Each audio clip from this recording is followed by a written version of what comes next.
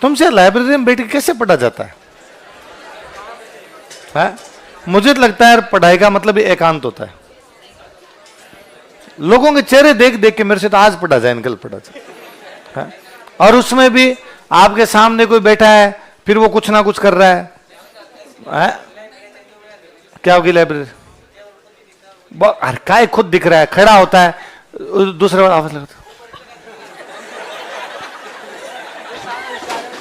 चाय पीने चलते हैं, पानी पीने चलते हैं, कोई आ रहा है आपके पीछे से, कोई जा रहा है, पीछे से आता जाता होगा, कोई धीरे से करता होगा, पर डिस्टर्ब होते यार आप।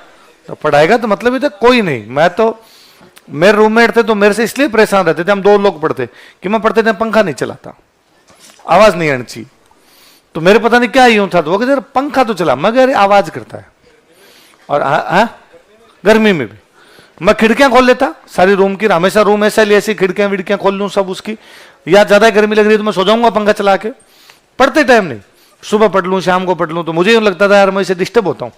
या बाहर जाके पढ़ लेता, छत पे कोई ऐसा रूम होता है इसमें बाहर छत होती है, तो छत पे जाके पढ़ लेता, तुम पढ़ लो बोले अंदर, यूं नहीं भाई हम लड़ लिए कि मैं पंखा चलाऊंगा ही, मैं बाहर पढ़ लेता तू अंदर पढ़ ले। तो कुल मिला के ये है जी कि इतना ज्यादा यूं डिस्टर्बेंस भी होता है कि यार ये भी है।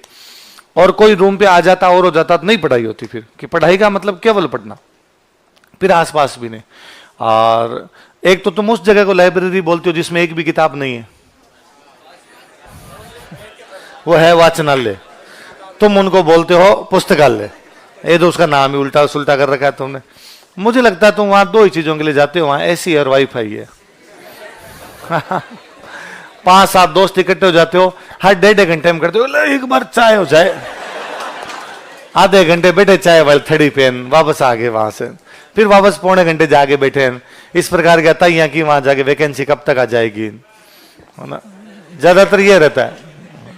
ये आजकल तुम बच्चे इन बातों में ज्यादा ध्यान देने लगे, वरना पहले कोई इन बातों में ध्यान ही नहीं दिया करता था। कब आ रही, कब जा रही, आ जाएगी, आएगी तो पेपर दे लेंगे, अपना काम क्या, अभी पढ़ाई करना तो अभी पढ़ाई कर लेते हैं, कितनी पोस्ट आई, कितनी सीटें आएगी। कुछ एक लोग होते थे जिस प्रकार की बातें करते, बाकी ज्यादातर लोग केवल पढ़ते ही रहते थे। तो तुम भी रूम लिया ना, तो रूम किस लिए लिया? फिर धर्मशाला में रह जाऊं, कोई आसपास को धर्मशाला देखो, वो थोड़े कम ही रुपए लेते होंगे भाई, ना के तो आना है आपको। तो फिर वह आसपास में कोई देख लिया करो, ऐसा पार्क में जाके सो जाया करो, वह क्या है, दिन में पढ़ाई तो करते हो।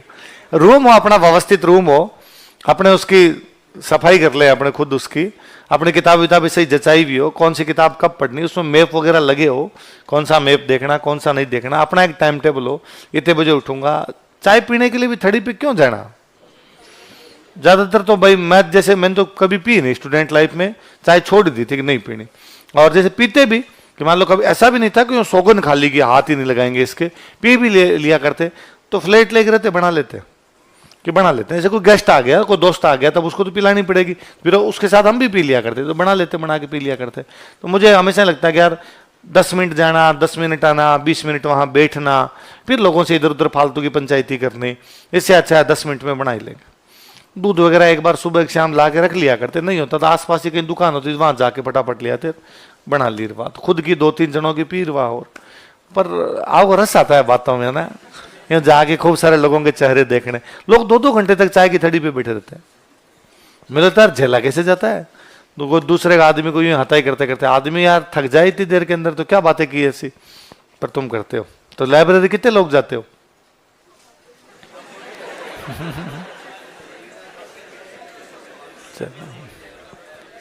मैं तो कुछ दिन, मैं 2-1 महीने दिल्ली रहा था, तब मैं जरूर वहां एक लाइब्रेरी के अंदर जाया करता था। थोड़े दिन गया था, वही वो साथ देखा देखी कि चलते हैं, उसमें मैं दिन में जाता नहीं था, नाइट में, क्यों नाइट में पूरी नाइट ही खुली रहती वो, तो कि भाई नाइट में इधर ही अपने रूम वाले सारे सो जाते हैं, फिर कोई लाइट जलाओ और जलाओ, तो वहां जाके 10-1 दिन गया था। 10-1 दिन में मैं तो उसमें परेशान हो गया था। वहां भी कोई लाइब्रेरी में उस समय नाइट में कोई 10-12 लड़के हुआ करते थे, उनमें भी कोई एक आधा तो बिहारी भाई होता जो उधर ही सो जाता। एक कुर्सी इधर रखी, कुर्सी इधर रखी, की टांगे उधर सो गया, खर्राटे ले रहा उधर। मैं तो बात नहीं किया, लिखवा